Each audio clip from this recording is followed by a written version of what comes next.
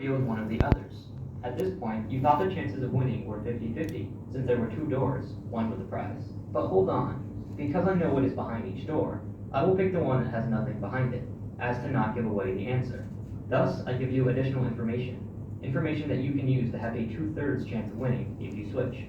Here are all three situations. One situation is that your initial pick has the money in it, in which case the door I choose isn't a hint to you, because both of the two other options have nothing behind them. In this case, switching is bad and will cost you the prize.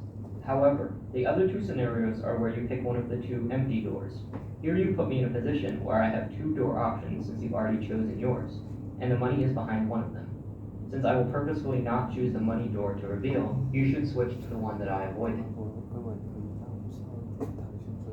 So in one scenario, you lose. In two, you win. This makes a 2/3 chance of winning by switching, meaning you should switch. Still don't believe me?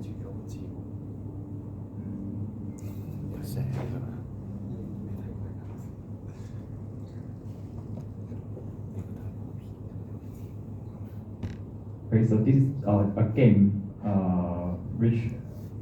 in which there are three doors and there's a treasure behind one of the door. Okay, and at the first you randomly pick one door.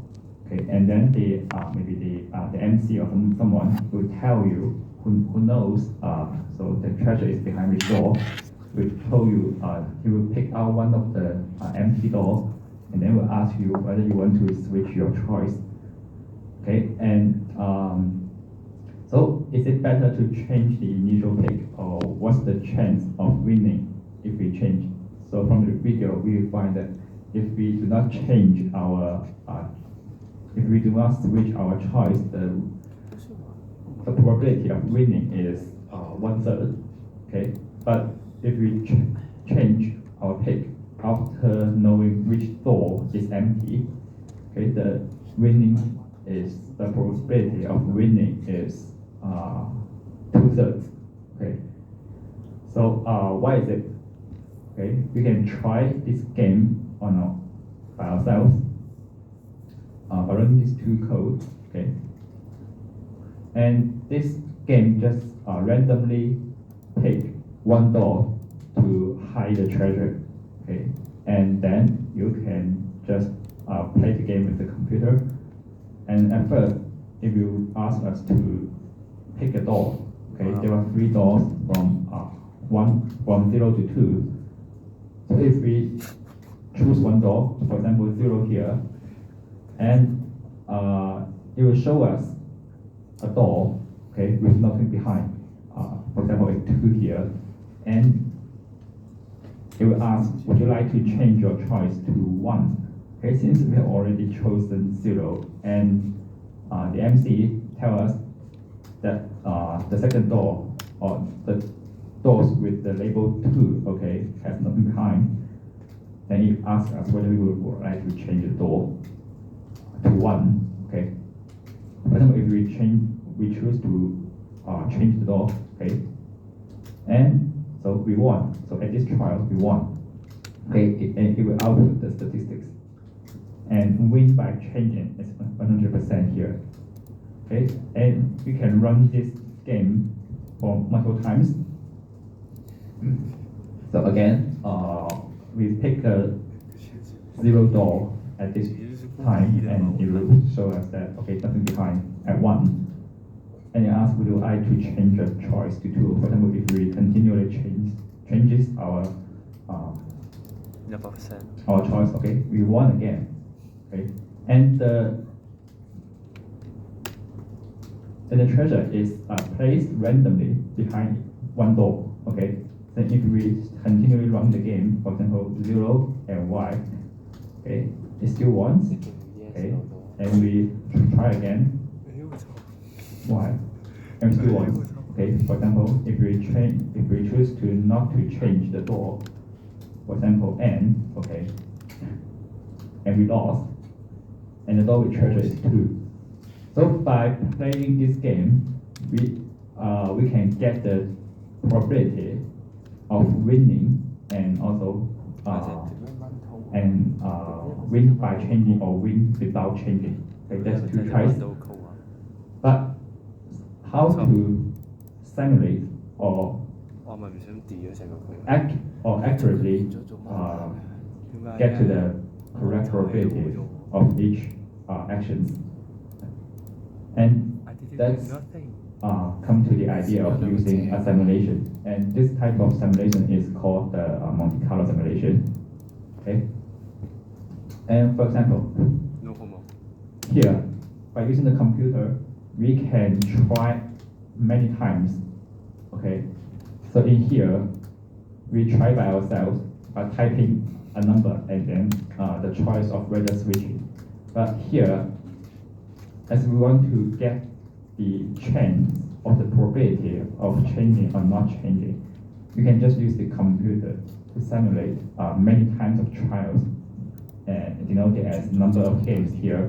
And we can use the result of either changing or not changing to calculate the probability of winning. Okay, since number of games is large enough, and we can assume that the final result will gradually approaches the actual correct result. And for example here, we simulate that much number of games, and here are the first 10 results. Okay, and this is the door with treasure, and this is the initial pick, which is randomly generated. Okay, and if we do not change the initial pick, the chance of winning can be estimated as follows. Here, we have already written a function, okay,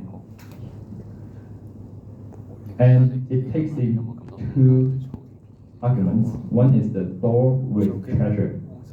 It is an array, a numpy array, like here, 1 3 1 3 1 2 3 3 1 1. That is the door with treasure behind. And we also give the initial pick.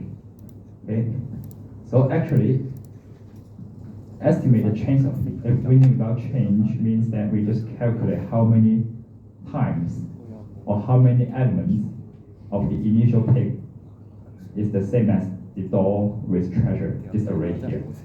Okay, since we do not need to change, so we just compare whether elements in the door with treasure is equal to the initial pick. Okay, and we just calculate how many times we can win and just divide it by the total number. Okay, and here we just narrow or just reduce the number of games to by dividing 100, and this is because we do not want the one damage time that is wasted here. Since these are 2, you can find that we just zip the 2 arrays together and compare the element one each time. Okay, one of the element each time. And if we calculate all the results of that much games, okay, so many games, the time will cost us a lot of time. So here we will use the you can say the function of numpy that we can directly compare two arrays in the same size and just calculate the mean. Okay, and the benefit of this is that since the numpy has already implemented many functions to optimize the compare or computation of array elements. Okay, and so by directly using the numpy, we can reduce the time to some extent. And for example here, if we, at this time, we do not divide the number of games by 100, and we can still get the result very quickly. And here, you can find that since doors with treasure at initial picks are all arrays with numbers. And we directly compare these two arrays and we calculate the mean. So what does it mean? Okay. And we will demonstrate the idea using this example. Okay. For example, here, I is true. So we calculate true plus true, and you can find that it is equals 2. Okay.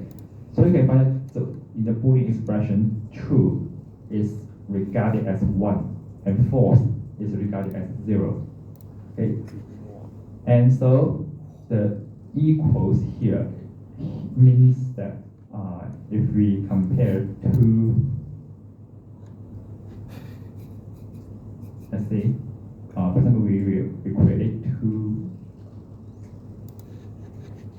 numpy array here, 1, 2, 3, 4, for example. Okay, and we have another numpy array, and we change the last one to 5, and we output the result A equals E. Okay, and you can find that. So actually, we output a Boolean array. Okay, the true, and false. So it is just doing the element-wise comparison, and the output is array of Boolean. And when we calculate, if we assign it to C, okay, and we calculate the mean of C, it just output 0.75. So why is 0.75? This is because the value in A equals D is a array of Boolean elements, Boolean values, and there are 3 true here and 1 false.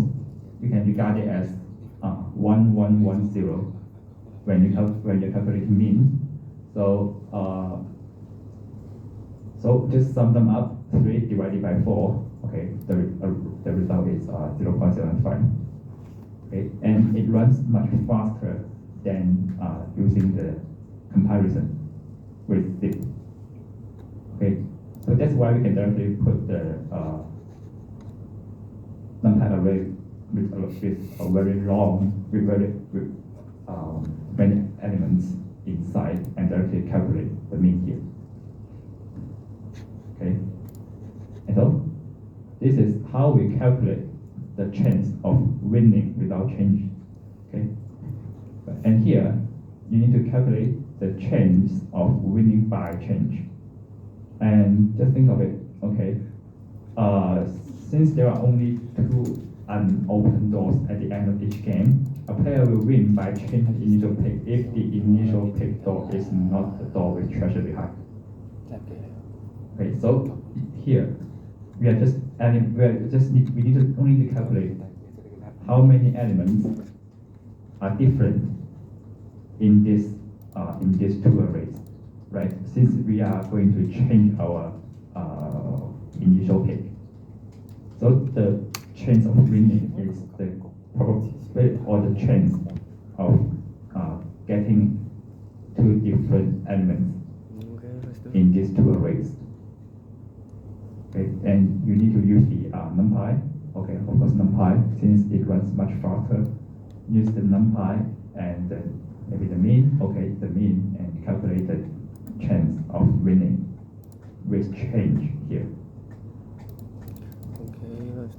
Okay, and this is the first topic.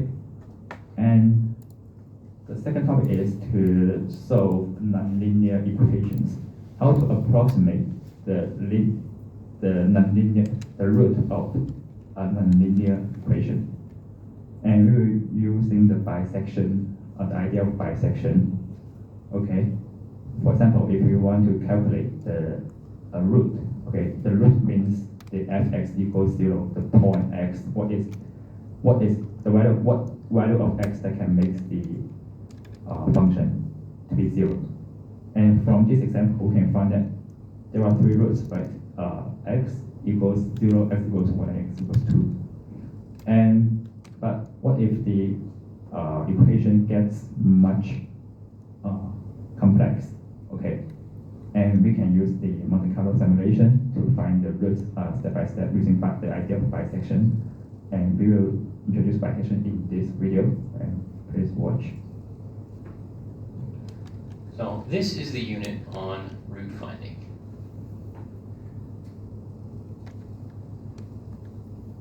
There are two basic methods that we can use for root finding. The first of these is called bisection, and the other is open methods.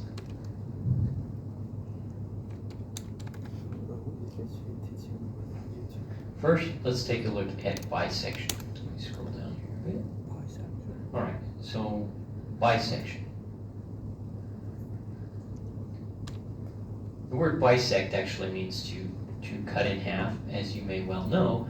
And so let's just start off with some hypothetical function. Let's put an axis in here, and let's start off with a function. Let's say it looks something like this. Okay, let's say it looks something like this. And you'll see this function is interesting because it has more than one root. But when we do bisection, it requires us to bracket, as it's a bracketing method. It requires us, before we start, to bracket the root that we want to find. So let's say we want to find this root here. And so we're going to bracket that, starting here and going to here. Let's say that's our bracket. And the first thing you want to do before you start with this method is you just want to double check and make sure that you've actually bracketed the root. And you can know that you've bracketed the root because if you evaluate the function, whatever your function is, and of course this function, we'll just call it f of x, okay? If you evaluate your function and this evaluates to be positive and this evaluates to be negative, then you know that you've bracketed at least one root. Okay, so the next thing that we do is we chop the interval in half. So let's say this is the halfway point, and then what we do is we evaluate the function at this point here, and we look to see if it's positive or negative. This happens to be positive. Because it's positive, then we establish a new bracket. Our new bracket goes between this point and our negative point. Now see, these were both positive, so we throw this out. We say, okay, we got a new positive point that's closer, and then this other point that's negative. So our new bracket is here. The next step we do is we then go ahead and cut that section in half, and who knows, it's going to be somewhere in here. All right, and we evaluate the function at that point, which if we come down here and evaluate the function, then we're going to see that it turns out to be negative. Okay, and since the function is negative, then we have our new bracket, and our new bracket lies between this point and our positive point here. So this is our new bracket along the axis here. And then we go through the same process again and again until the size of the bracket, which hopefully we'll always we'll continue bracketing the root, and the size of the bracket is, as soon as that is small enough, then we end our iterations.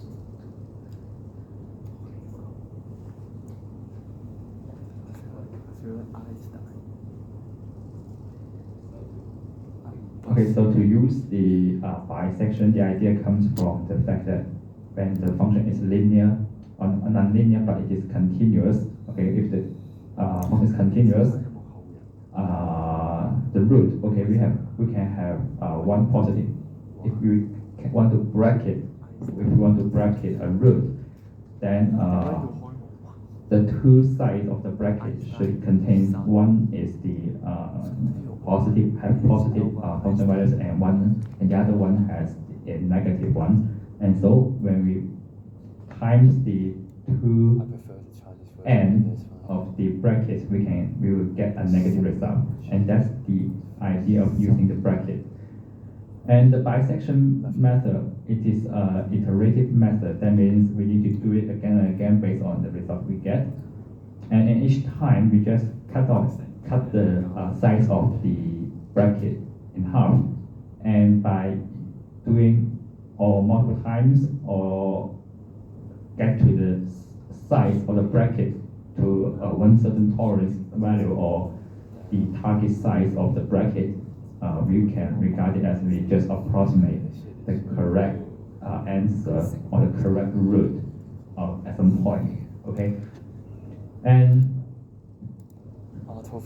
we have already written one version of the bisection function for you, and here we terminate, since it is a recursion function, and we use one base condition as the depth. Okay, the depth, we use the depth to terminate the recursion. And here, for example, n equals 10 here means that we can do 10 times of bisection. Okay, the idea is that after 10 times of bisection, we think that the size of the bracket is small enough that the root can be considered as accurate. We're talking about hunts. And so here, we at each time, okay, we call the function itself, we decrease n by 1. Okay, at first, okay, this n can be assigned with a value, of course, and it also can be used as it also can be defined as default. Like if we do not assign n with a value, then it would be assigned with 10, okay, by default. And here, we use an or here. That's because if we are getting the wrong half, okay, that means if both ends of the brackets are positive or negative, okay, the multiplication will be greater than 0, right? And so at this time, we use an or to connect both sides. Okay, and this is the idea of using the short circuit. Okay, if it is getting the wrong half, it will return an empty list. The empty list in the evaluation means false. So if this is if this side is the wrong half from AC, and C is the middle point of the two sides. Okay, and also we can see that that's the point that we need to draw a new bracket. If this side is wrong, means has an empty list, then we will actually return this half. Okay, this half should be correct. Or if this partition, okay, this side is true, means that we have a valid list, then we will not look at this side because we are using or to connect these two functions. And in the short circuit evaluation, we will only look at this side.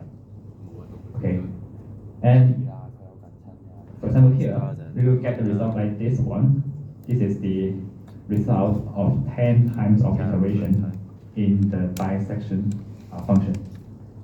So the return value is very close to 0. As we know, 0 is one of the root. Okay, it is very close to 0. Then we can regard any side of this bracket is the root. Okay, and this is the result of using after 10 times of iteration or 10 times of recursion. And also, as we have already mentioned before, we can use either the times of iteration, like n here, or the size of the brackets, or you can see the range of the bracket, okay, to terminate at what point we need to stop the recursion. And the tolerance of here, the tau function, or the tau argument here, is the value that define the threshold of terminating the recursion. So if the size, like here, if the size of our bracket at some point is less than the total here, the tolerance value here, we will stop the recursion from going further. Okay, that means the bracket is small enough. Okay, like here, if we in here we use the n as, okay, we use an n. Okay, we use the n. That means the times of iterations to determine the termination condition. And as we drag n, okay, we drag the n here, we can find that the red line, okay, the red line here is approaching, okay, to the actual root, okay, and this is the time we define that can break the recursion. But when we use the tolerance here, we need to ensure that A and B, the difference of A and B is small enough. So how do we define small enough? That use the tolerance here. If the range between A and B is smaller than the tolerance, we will regard as the root is accurate enough, and we just output the range here. Okay, and that's about this exercise. And that's all about the contents of this lab. And now you can try on your own.